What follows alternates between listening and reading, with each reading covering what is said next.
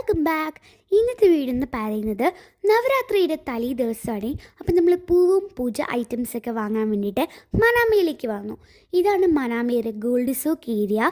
ഇവിടെ ഒത്തിരി ട്രഡീഷണൽ ഹാൻഡിക്രാഫ്റ്റ്സും ഗോൾഡൻ ജ്വല്ലറി ഷോപ്സൊക്കെ ഉള്ള ഏരിയ ആണ്. നല്ല തിരക്കുള്ളൊരു ഏരിയ കേട്ടോ ഇത്.